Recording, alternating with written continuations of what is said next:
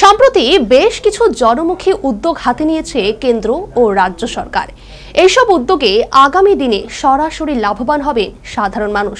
সরকারের এই উদ্যোগগুলিতে ধন্যবাদ জানিয়ে রবিবার রাজ্যবাসীকে শারদীয়ার শুভেচ্ছা জানালো বিজেপি।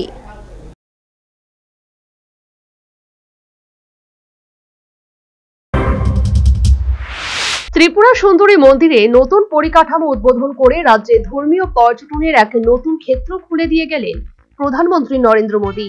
ফলে আগামী দিনে রাজ্যের পর্যটন শিল্প আরো উন্নত হবে বলে মনে করছে প্রদেশ বিজেপি। রবিবার এক সাংবাদিক সম্মেলন করে প্রধানমন্ত্রীর এই উদ্যোগের জন্য তাকে ধন্যবাদ জানালো দল। সাম্প্রতিক বেশ কয়েকটি উদ্যোগকে কেন্দ্র করে এদিন কেন্দ্র ও রাজ্য সরকারকে ধন্যবাদ জানিয়েছে দল।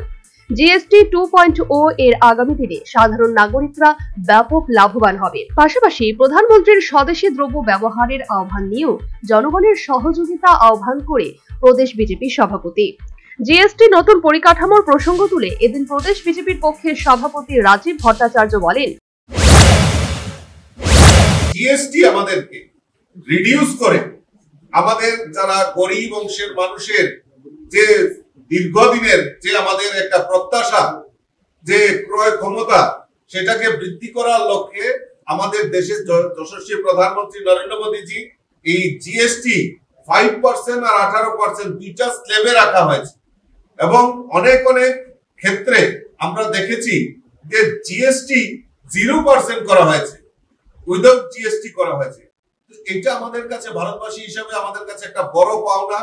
এই নবরাত্রির দিন থেকে আমাদের মোদীজি আমাদেরকে সেটা করে দিয়েছেন, তার জন্য মোদীজিকে অসংখ্য ধন্যবাদ জানাচ্ছি। দলের পক্ষ থেকে এদিন শারদীয় উৎসবের আগে রাজ্যের সরকারি কর্মচারীদের জন্য 3% মহার্ঘ ভাতা সহ দুর্গাপূজা উপলক্ষে রাজ্যের পরিকাঠামো উন্নয়নের জন্য 50 কোটি টাকার বিশেষ অনুদান ঘোষণা এবং রাজ্যের আইন শৃঙ্খলা পরিস্থিতির অভূতপূর্ব উন্নতির জন্য মুখ্যমন্ত্রীকে ধন্যবাদ জানায় বিজেপি।